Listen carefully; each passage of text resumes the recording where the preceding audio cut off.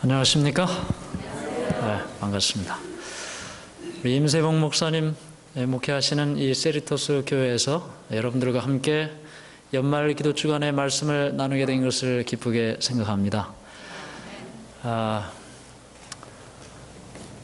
몇 달 전 우리 목사님께서 전화를 주셨습니다. 우리 세리토스 교회에서 함께 이 연말에 기도하는 시간을 함께 가지면 좋겠다고 연락을 주셔서 그때부터 제가 이 세리토스 교회를 생각을 하게 됐습니다. 지난번에 찬양 발표회를 하지 않았습니까? 여러 교회가 다 나와서 찬양을 하는데 어느 교회만 제가 눈에 들어왔을까요? 네, 뭐 여러 교회가 나오시기는 했지만은 그저 제가 계속 시선이 가는 교회는 세리토스 교회였고, 어느 분들이 나오시나 앞에 줄부터 쫙 두 번째 줄, 세 번째 줄 끝까지 제가 다 살펴봤는데, 오늘 이렇게 여기 와서 그때 눈여겨봤던 분들을 또 보게 되니 너무 반갑습니다. 또 오늘 예수님의 보혈을 상징하는 붉은색 옷을 이렇게 입고 나오셔서 찬양하시는 모습을 보니 또 너무나 반갑습니다. 한 나흘 동안 우리가 함께 하나님의 말씀을 나누게 될 텐데, 이 시간을 통해서 우리 하나님께서 우리에게 축복해 주시고 이 한 해를 보내는 우리의 마음속에 다시 한번 하나님을 만날 수 있는 기회가 되기를 간절히 바랍니다. 우리 목사님께서 소개해 주신 것처럼 지난 몇 달 동안에 제가 조금 변화가 있었습니다. 그래서 하센다 교회 목회를 지난 10월로 마치고 11월부터 카이암 전담 목사로 공식적으로는 이제 본부장이라는 직함으로 일을 하게 됐습니다. 그래서 여러분들이 아시는 것처럼 카이암은 19년 동안 이 미주 청소년 사업을 위해서 봉사를 해왔고, 그동안 많은 분들이 헌신하셔서 오늘에 이르게 됐습니다. 아마도 저에게 이 책임을 맡기고 이제 카이암을 교회로 섬기고 봉사하라고 저에게 맡겨주실 때는 이 시대 마지막에 다시 한번 이 청소년 사업에 큰 힘을 쏟고 함께 연합하여 아름다운 결실을 맺으라는 소명이라고 생각하고, 여러분들이 많이 기도해 주시고 또 기도해 주시기를 간절히 바랍니다. 제가 예전에 새벽 성서학교를 했었습니다. 알기로는 이 세리토스 교회에서도 여러분들이 공부를 하신 것으로 제가 알고 있습니다. 이 새벽 성서학교를 할 때 하는 동안에도 그렇고 지금도 그렇고 이 한 가지가 있는데, 어떤 거냐면 새벽 성서학교는 이제 얼굴을 알지 못하는 상태에서 강의를 하고 얼굴을 보지 못하는 상태에서 강의를 듣습니다. 누군지를 모릅니다. 물론 이름은 압니다. 기도를 계속 해드리기 때문에 이름만 알고 얼굴을 본 적도 없고 어떤 분인지도 모릅니다. 그런데 이제 제가 이렇게 오늘 세리토스 교회에 온 것처럼 또는 야영회를 가든지 이렇게 하다 보면은 만납니다. 그러면 이제 뭐 제가 소개를 하죠. 뭐 어느 교회 하센다교회 목회하는 이충환입니다. 그러면 잠깐 정지하셔서 저를 다시 보십니다. 새벽 성서하던 그 이충환 목사님이 맞으십니까? 네, 그렇습니다. 새벽 성서학교 강의하고 있는 이충환입니다. 그러면 이제 머리끝부터 발끝까지 쫙 이렇게 한번 보시고는 뭐 조금 다르긴 하지만 한 3가지 대답을 하십니다. 첫째, 나는 키가 좀 큰 줄 알았는데 이렇게 말씀하시는 분도 계시고, 또 어떤 분은 나이가 좀 더 들은 줄 알았는데 젊다고 하시는 분도 계시고, 뭐 이렇게 이런 말씀들을 하시는데, 그런 말씀을 들으면서 제 마음속에는 만나는 게 좋을까 안 만나는 게 좋을까 그런 생각을 제가 좀 했었습니다. 근데 오늘도 이렇게 우리 세리토스 교회에 와서 새벽마다 함께 기도하고 말씀을 연구했던 분들을 만나게 돼서 너무나 반갑고, 우리가 이 미주에 살면서, 미국 땅에 살면서 아침부터 저녁까지 바쁘지만 그래도 말씀을 사랑하시는 분들이 이 미국에 정말 많이 계시다는 사실을 알게 됐습니다. 새벽 성서학교 공부하신 분들이 2,000명이 넘었습니다. 7년 동안. 그래서 참 말씀을 사모하시는 분들이 참으로 많다라는 생각을 다시 한번 해보면서, 이 기도주일 기간 동안에 다시 한번 우리의 마음속에 하나님의 말씀이 다시 한번 뿌리를 내리고 꽃을 피고 열매를 맺게 되기를 간절히 바랍니다. 여러분들은 지난 한 해 동안 어떻게 지내셨습니까? 어떻게 지내셨습니까? 2014년이 거의 끝나가고 있는데 여러분들은 지난 한 해를 어떻게 보내셨습니까? 마치는 걸 잘 못 마치면 시작을 잘 못합니다. 우리가 이 한 해를 잘 마치지 못하면 새해도 시작하기가 어렵습니다. 연말 기도주일은 우리가 한 해를 잘 마치는 좋은 기회가 됩니다. 한 해를 마치면서 우리 하나님께 기도드리고, 또 특별하게 성경 또는 예언의 신 얇은 것이라도 책을 정해서 이 기도 주간 동안에 읽고 기도하는 시간을 보낸다면 우리가 한 해를 마치는 귀한 경험이 되리라고 생각을 합니다. 저는 이번 기도 주간을 통해서 깨끗함을 받으라라는 제목으로 함께 말씀을 나누도록 하겠습니다. 우리 함께 고린도후서 11장 3절에 있는 말씀을 함께 다 같이 읽어보도록 하겠습니다. 시작.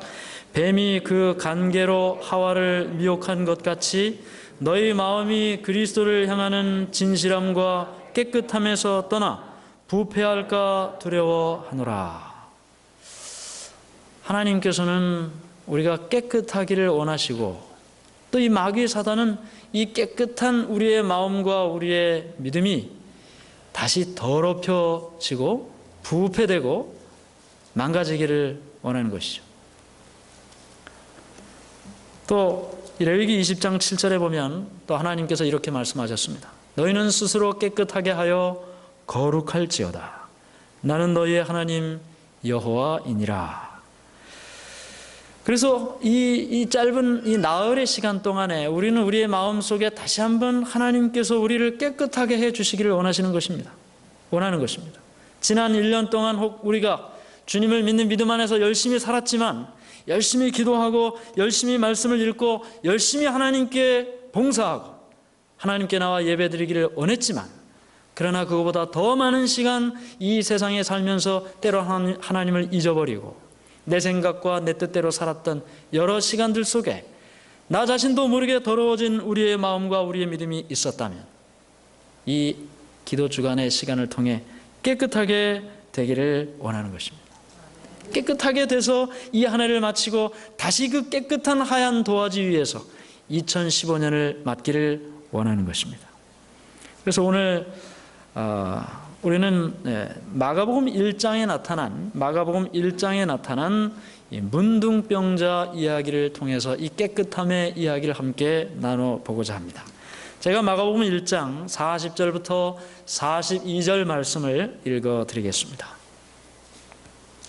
한 문둥병자가 예수께 와서 꿇어 엎드려 간구하여 가로되 원하시면 저를 깨끗게 하실 수 있나이다. 예수께서 민망히 여기사 손을 내밀어 저에게 대시며 가라사대 내가 원하노니 깨끗함을 받으라 하신대 곧 문둥병이 그 사람에게서 떠나가고 깨끗하여 진지라.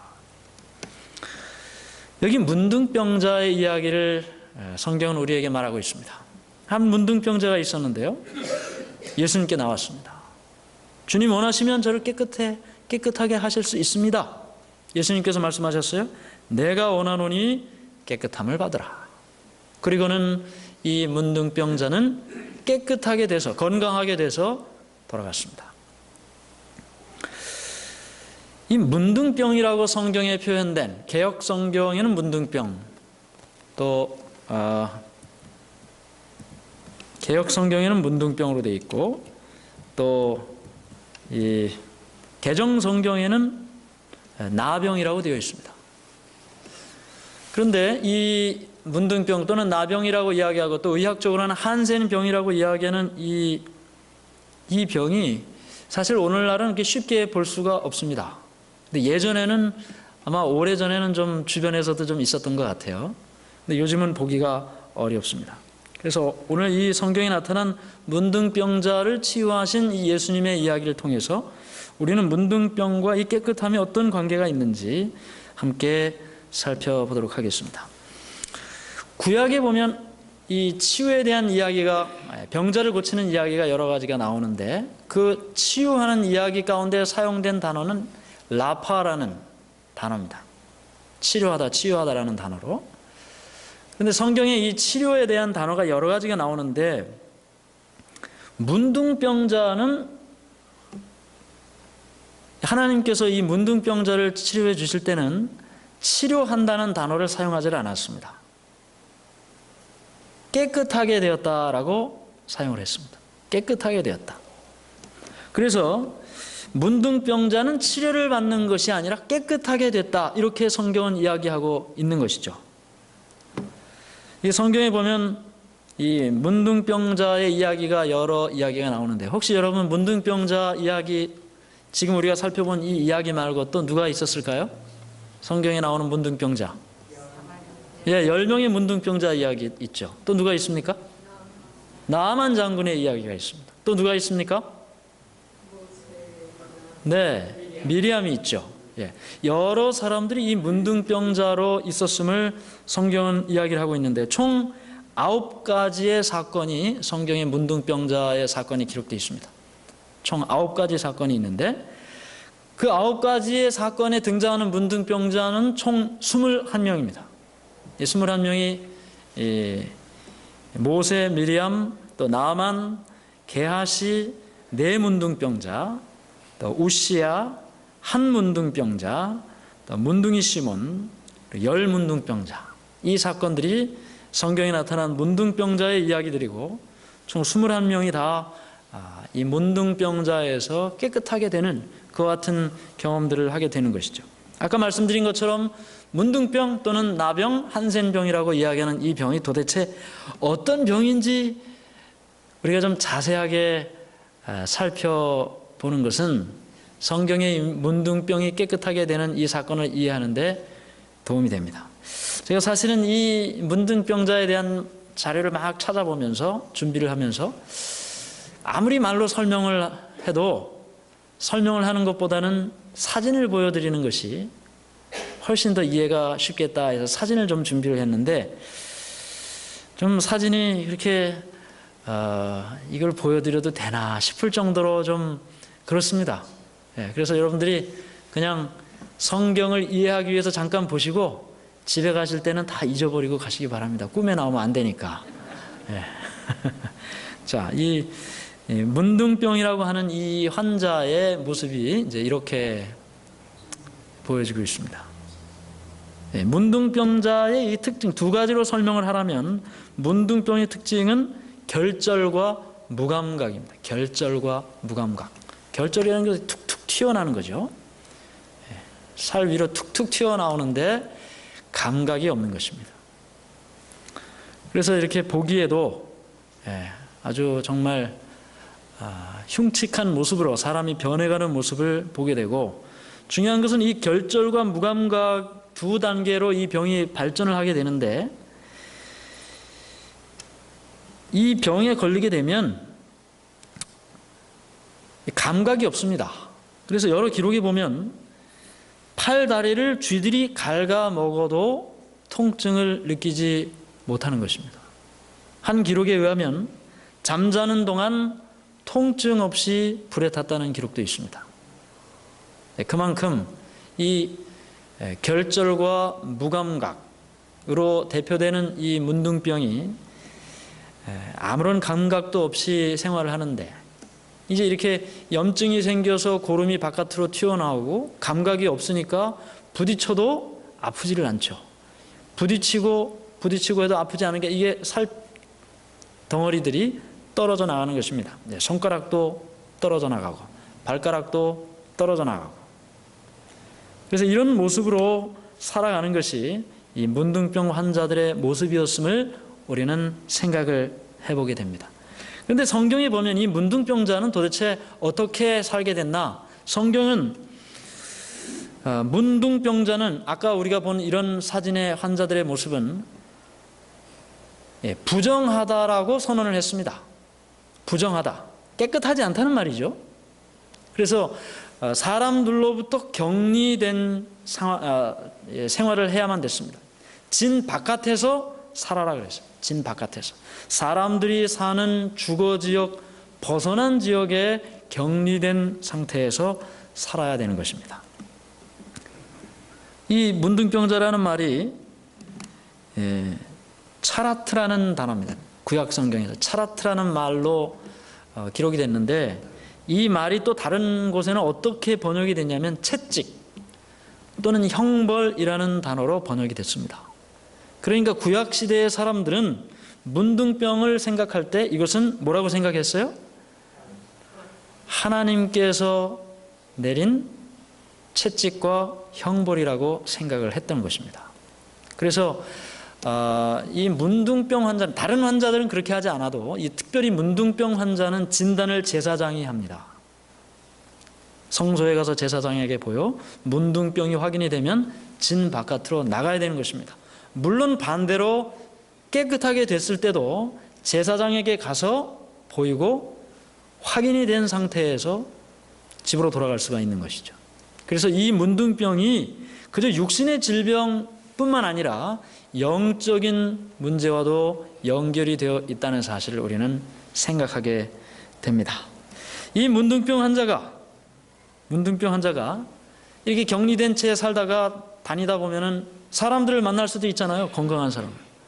그러면 어떻게 하라고 했냐면 레위기 13장에 보면 이렇게 기록이 되어 있습니다. 문둥 환자는 옷을 찢고 머리를 풀며 윗입술을 가리우고 외치기를 부정하다 부정하다 할 것이요 병이 있는 날 동안은 늘 부정할 것이라. 그가 부정한즉 혼자 살되 진 밖에 살지니라. 이렇게 길을 가다가, 물론 동네 안으로는 들어오지도 못합니다. 사람들이 있는 곳은. 근데 산길을 가다가도 만날 수 있잖아요. 사람들을 만나면 이 문둥병자는 뭐라 그래야 돼요? 부정하다고 소리를 질러야 돼요. 가까이 오지 말라는 것입니다. 나는 부정한 사람이니까. 아까 이야기한 것처럼 이 질병의 상태가 머리도 다 빠지고 결절이 다 온몸 곳곳에 있기 때문에 목소리도 정상적인 목소리가 나오질 않아요. 자기가 부정하다라고 이야기하는 그 목소리 자체가 정상적으로 사람들에게 들리지도 않습니다. 그저 괴성을 지르는 것처럼 들리는 것입니다.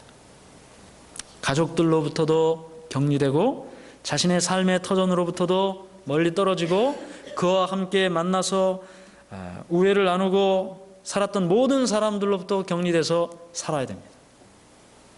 그래서 문둥병자는 사실은 육신적으로 질병 상태에 있다는 것보다 더 큰 문제는 모든 자신의 삶에서 떠나 외로운 삶을 시작해야 된다는 것입니다.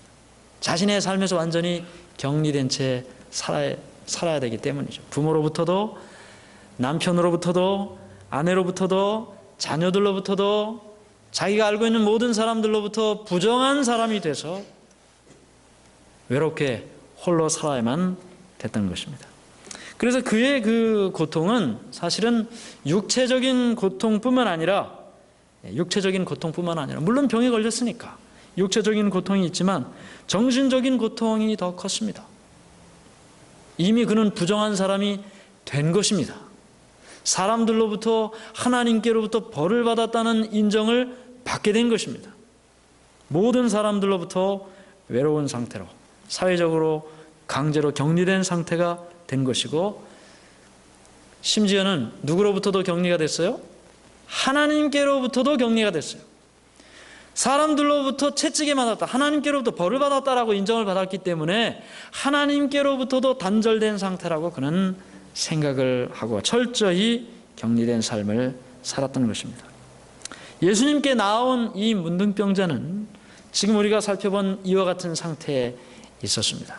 가족들로부터도 다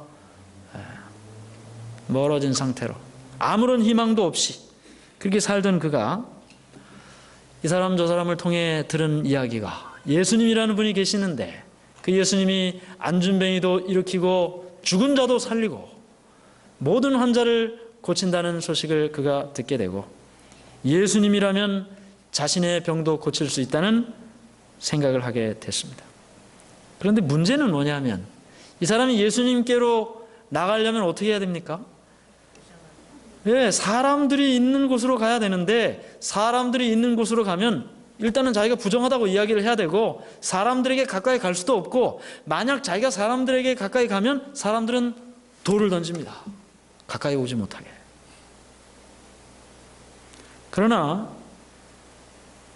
그의 삶에 아무런 희망도 없이 유일한 희망이 예수님께로 나가는 일이라고 생각했던 그에게는 돌에 맞아 죽어도 예수님께 나가야 되겠다는 생각을 하게 되는 것이죠. 여기 시대의 소망에 보면 이렇게 말씀이 기록되어 있습니다. 그의 몰골은 몸소리 칠 만큼 처절하다. 그 병만은 무섭게 잠식해 있어서 그의 썩어가는 육체는 보기에도 두려웠다. 그를 보자 사람들은 무서워서 뒤로 물러난다. 그들은 그와의 접촉을 피하기 위하여 길을 쓰고 서로 밀쳐낸다. 어떤 사람은 그가 예수께 가까이 나가지 못하도록 막기 위하여 힘쓰지만 수포로 돌아간다.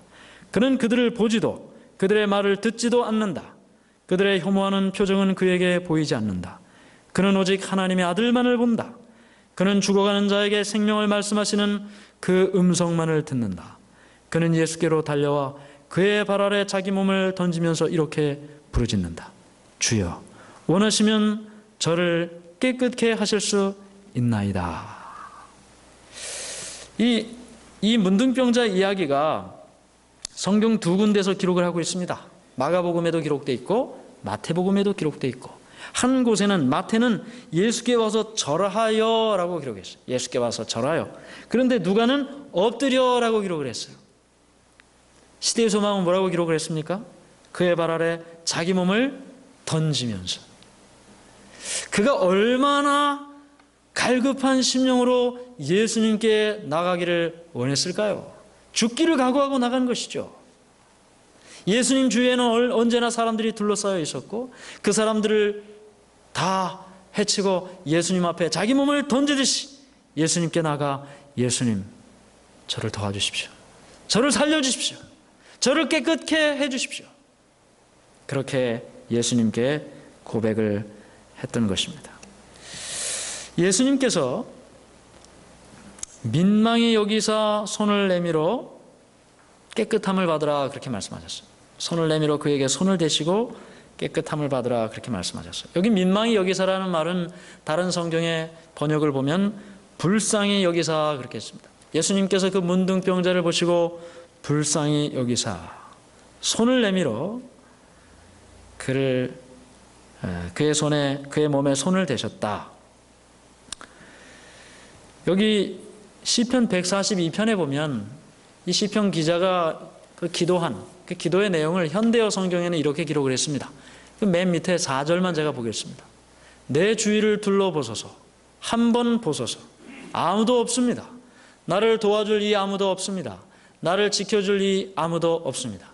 나를 돌보아줄 이 아무도 누구도 없습니다.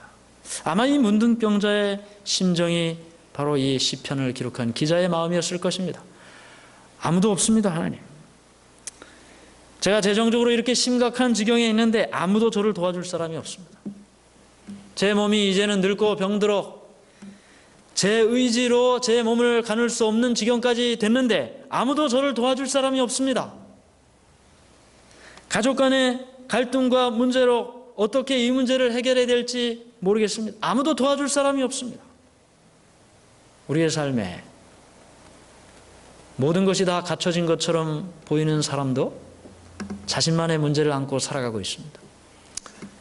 교회에 있다 보면 이제 여러분들을 만나고 이야기를 또 듣고 하다 보면 가끔 그런 이야기를 듣습니다. 목사님, 저는 저 장로님만 같으면 걱정이 없겠습니다. 몸 건강하시고 뭐 걱정할 게 뭐가 있습니까? 자식들도 다 잘 크고 안정되게 살고 저 장로님만, 김 장로님만 같으면 저는 걱정이 없겠습니다. 김 장로님한테 가서 들으면 또 뭐라 그러실까요? 저는 박 집사님만 같으면 걱정이 없겠습니다. 그분이 무슨 문제가 있겠습니까? 박 집사님은 또 뭐라 그러시나요? 목사님, 최 장로님만 같으면 저는 살겠습니다. 네. 다른 사람은 다 문제가 없는 것처럼 보이지만 그러나 누구나 문제는 있는 것입니다. 문제 가운데 사는 것이죠.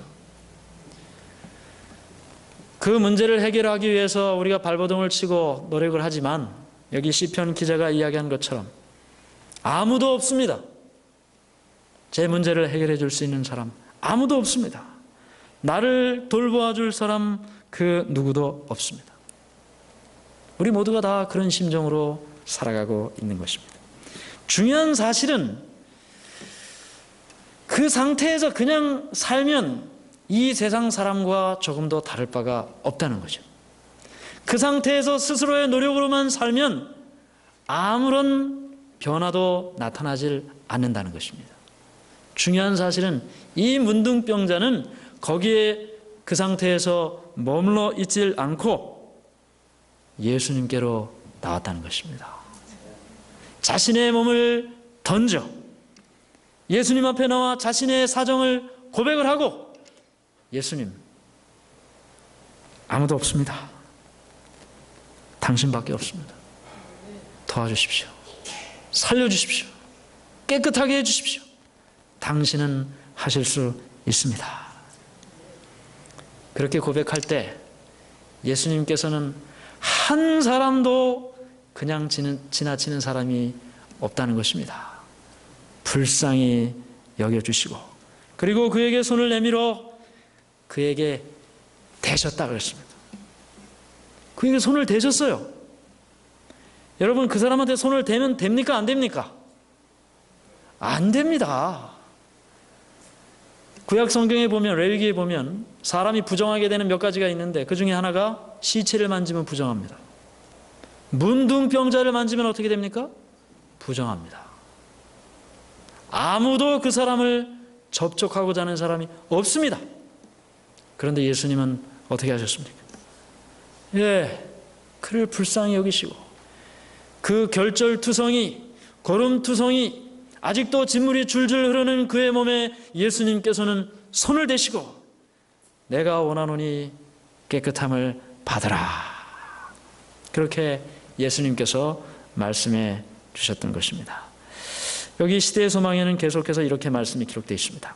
뿌리 깊고 치명적이며 인간의 능력으로는 정결케 될 수 없는 죄의 문둥병도 이와 같다. 온 머리는 병들었고 온 마음은 피곤하였으며 발바닥에서 머리까지 상한 곳이 없이 상한 것과 터진 것과 새로 맞은 흔적뿐이다. 그러나 인류 가운데 거하기 위해 오신 예수께서는 더럽힘을 받지 않으셨다. 그분의 임재는 죄인에게 치료의 효능이 된다. 누구든지 그분의 발 아래 엎드려서 주여 원하시면 저를 깨끗게 하실 수 있나이다라고 믿음으로 말하면 내가 원하노니 깨끗함을 받으라는 대답을 들을 것이다.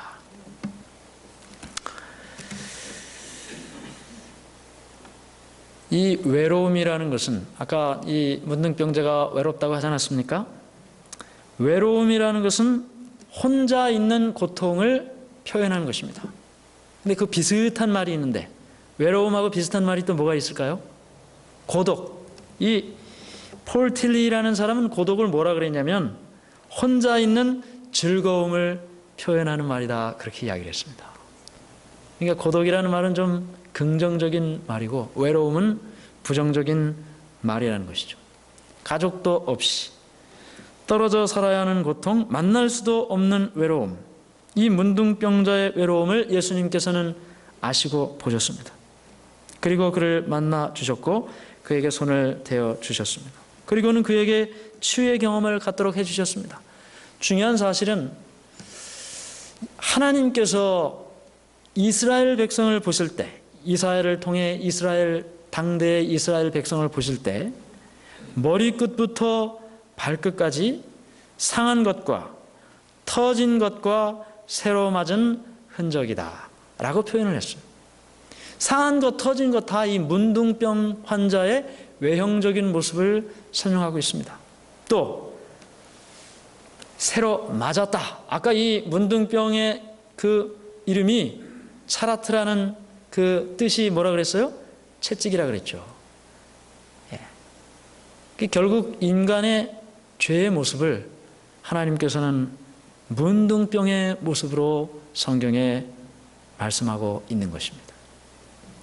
오늘 우리는 이 머리끝부터 발끝까지 사실 성한 곳이 없는데 손가락이 지금 10개인지 9개인지 8개인지 다 고름이 나고 진물이 흐르고 떨어져 나가고 그런 모습인데 라오디게아 교회에 보내는 권면에 보면 자신의 모습을 알지 못하고 살아가고 있다, 그렇게 표현을 하고 있습니다. 자신의 모습을 알지 못하고 살아가고 있다. 불쌍한 것은 문둥병자가 아니고, 문둥병자는 자신의 병을 알았고 치유의 방법도 알았기 때문에 예수님께 나와서 치유를 받았습니다. 중요한 것은 가장 작은 병이라 할지라도 자신의 질병의 상태를 알지 못하고 인정하지 못하고 있는 것이 되겠죠. 그래서 오늘 우리의 마음속에 정말 예수님께서 나를 사랑하신다는 사실을 생각하면서 내가 어떤 외로움 가운데 있어도 어떤 고통 가운데 있어도 주님께서 나를 만나주시고 나를 깨끗게 해주신다는 사실을 다시 한번 기억하는 우리 모두가 되시기를 간절히 바랍니다. 고통이란 귀먹은 세상 사람들을 흔들어 깨우기 위한 하나님의 메가폰이라고 했습니다. 아무리 하나님께서 불러도 대답이 없어요. 그래서 어떻게 하셨어요? 큰 메가폰을 가지고 하나님께서 그 사람을, 그 이름을 불러주시는데 그 메가폰이 고통이라는 것이죠. 고통이라는 이름의 메가폰으로 그 사람을 불러주신다는 것입니다. 오늘 혹 우리의 삶에 고통의 그림자가 드리워져 있다면 하나님께서 그 고통을 통해 나를 불러주신다라는 사실을 기억하게 되시기를 간절히 바랍니다. 헬린 라우엔이라는 사람은 고통의 광야로 들어가지 못한 자는 그곳에 있는 사람을 데리고 나올 수 없다 그랬습니다. 고통의 광야로 들어가지 못한 사람은 그곳에 있는 사람을 데리고 나올 수가 없다. 하나님 왜 제게 이런 일을 허락하셨습니까? 저 사람은 저렇게 잘 지내고 있는데. 하나님께서는 그 고통의 광야에 그분을 들어가게 해 주셨습니다. 왜요? 그 광야에 있는 또 다른 사람을 데리고 나올 수 있는 특권을 그에게 허락해 주신 것이죠. 우리의 마음속에 오늘 우리에게 찾아온 그 어떤 고통이든 그 어떤 괴로움이든 우리 주님께서 우리에게 주신 특별한 기회라는 사실을 기억하게 되시기를 간절히 바랍니다.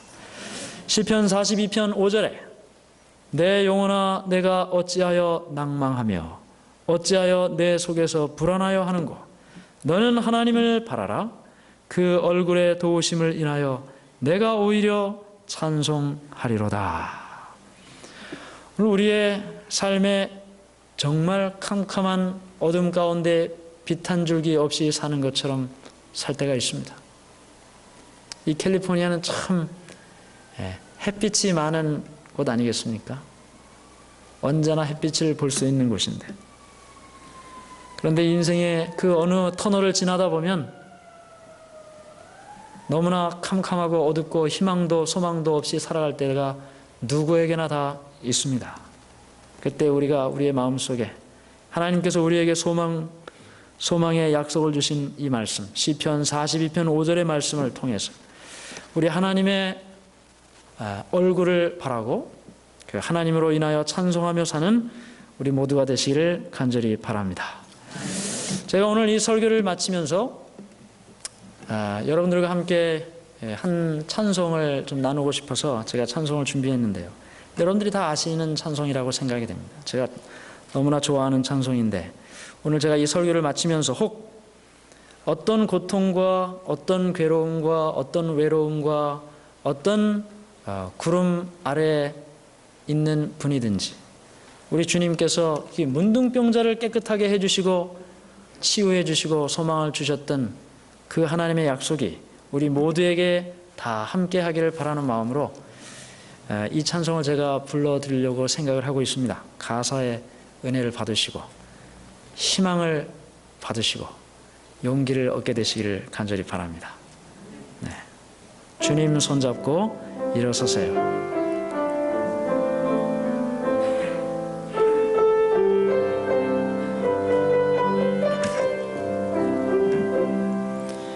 왜 나만 겪는 고난이냐고 불평하지 마세요.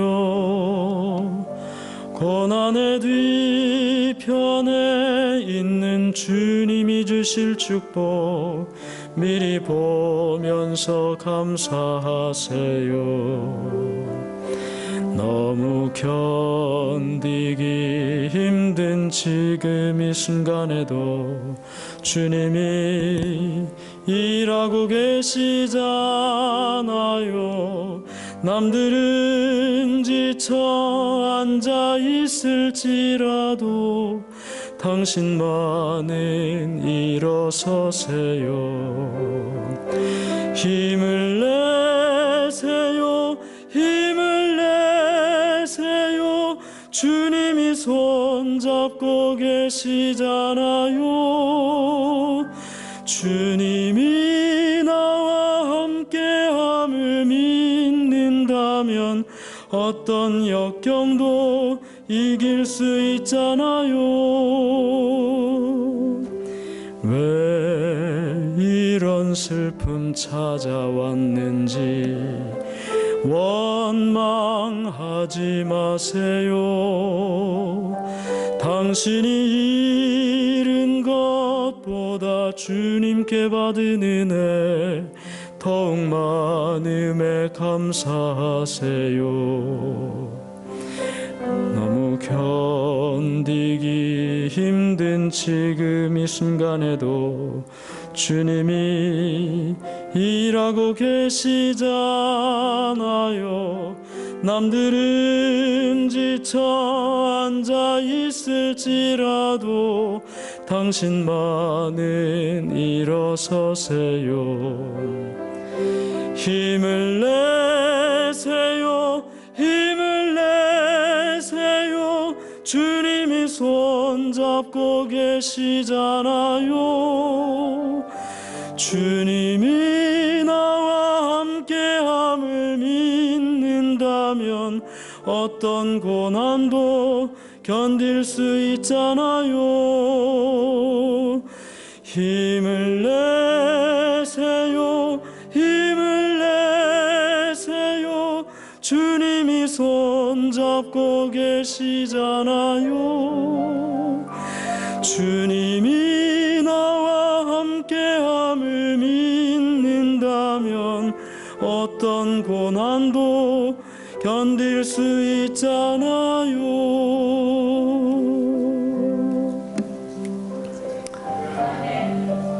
외로움과 고통 속에 살았던 문둥병자에게도 희망의 날이 있었습니다.